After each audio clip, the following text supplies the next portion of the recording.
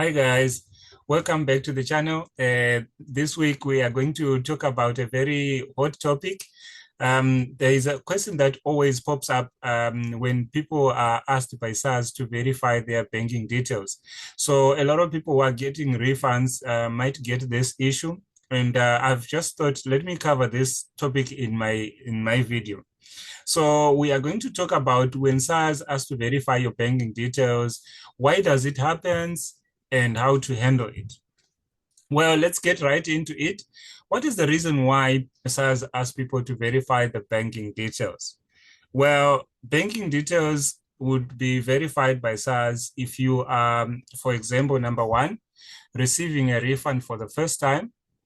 Number two, if you have just updated your banking details. Number three, if there is a mismatch between what SARS has in their system as well as what you are uploading on the system or what you have updated on the system. Otherwise, besides these three reasons, SARS may verify your banking details as a risk assessment measure, or I can say they can choose random taxpayers to verify their banking details. So these are the reasons, guys, where SARS would want to verify your banking details. Now that we have covered the reasons why it happens, now let's get right into how to manage it. If you receive a letter from SARS, usually this letter comes through eFiling, or you can get an email where the letter is asking you, where SARS is asking you to verify your banking details. In most cases, that will be soon after you have submitted your tax returns. Now, after receiving this letter, some people get frustrated, they are confused, they don't know what to do. But here is a good thing. If you receive that letter, it means your refund is along its way to you. So you're about to receive your refund, but SARS just want to do the checks that are there to make sure that they prevent fraud, they protect you as the taxpayer from people who might want to get your refund away from you. So what are the documents that SARS requires for them to verify your banking details? Well, there are three documents that SARS wants to use to verify your banking details. The first one is your valid South African barcoded ID. Second one is the proof of address. And then the third one is the stamped bank letter or bank confirmation letter. So I'm going to cover this. And on top of, in addition to these documents, you also need to have a selfie that you upload together with the document that I've just mentioned.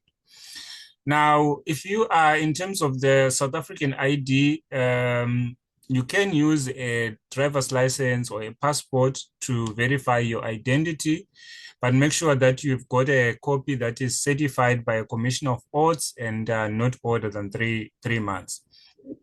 Proof of address, what are the things that are acceptable as proof of address?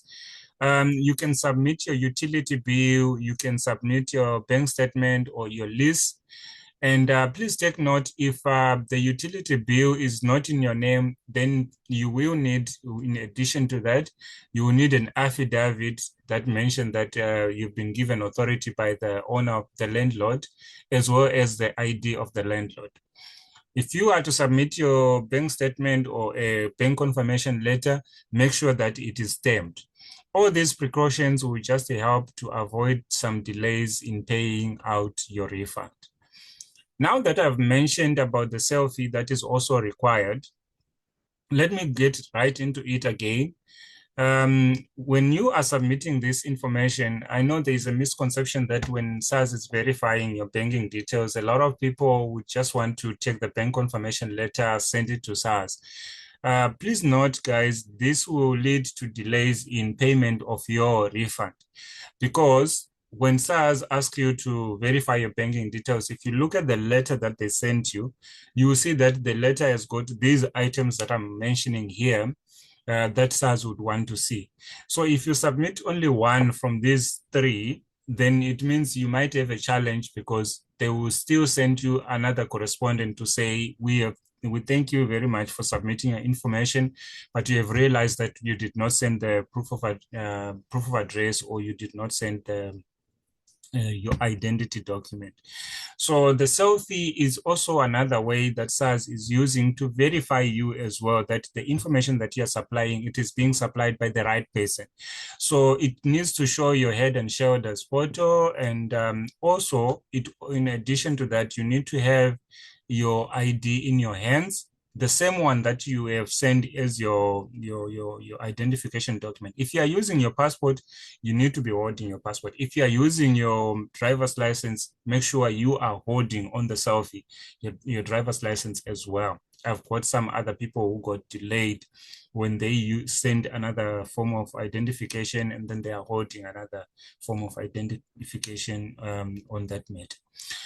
So you have your photo that shows your face and your shoulders, and also your identification document. And in addition to that, it needs to have a note that has got your case number as well as the date where you're uploading the information.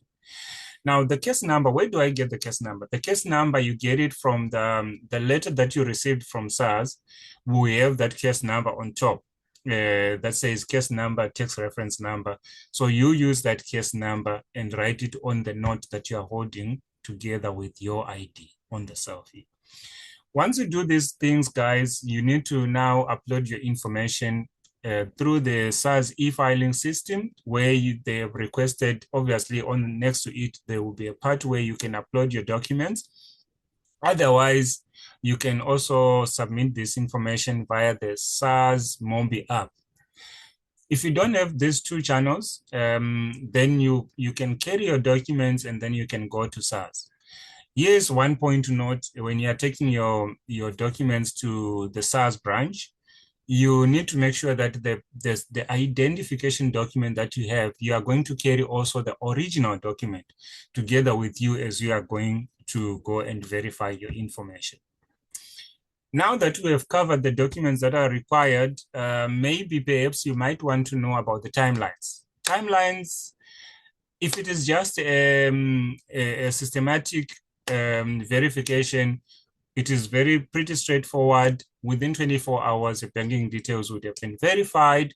But if it is a manual review by SARS, then we are looking at up to 21 days for them to verify your information. A case has been created and it is going to be allocated to a person who's going to verify it.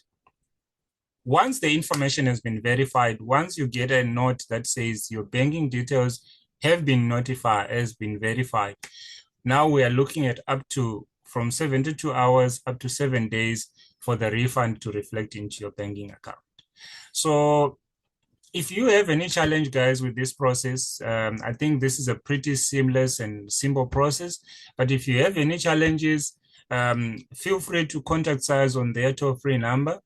Otherwise, you can follow up on their e-filing system, or you can actually reach out to a tax practitioner who can be able to assist you in whatever challenge you are facing. Once again, guys, thanks very much for watching, and until next time, please like and subscribe to the channel so that you can